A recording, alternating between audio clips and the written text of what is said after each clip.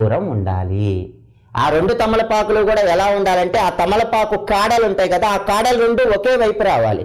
ఒక తమలపాకుకి కాడ ఒకవైపు, ఇంకొక తమలపాకు కాడ ఇంకో వైపు వచ్చి మధ్యలో పచ్చకర్పూరం ఉంటే పరిహారం పనిచేయదు. 2 తమలపాకులకి కూడా కాడలు ఒకే వైపు రావాలి, మధ్యలో పచ్చకర్పూరం ఉండాలి. అలా ఉంచిన తర్వాత ఒక కాగితం తీసుకోండి. ఆ కాగితంలో ఈ 2 తమలపాకుల మధ్యలో పచ్చకర్పూరం ఉన్నదాన్ని ఆ కాగితంలో అలా ఉంచి ఆ కాగితం మడిచేసేయండి. కాగితం మడిచేసి ఒక పొట్లంలాగా కట్టేయండి. ఆ పొట్లాన్ని పూజా మందిరంలో అక్కడ ఉంచుకొని మీ సంకల్పం చెప్పుకోండి. అంటే మీ ఇంట్లో ఉన్న వాళ్ళ పేర్లు చెప్పుకోండి.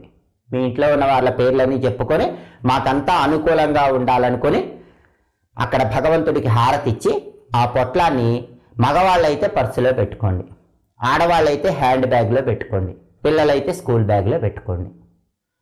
వారం రోజుల వరకు దాన్ని మార్చాల్సిన అవసరం లేదు.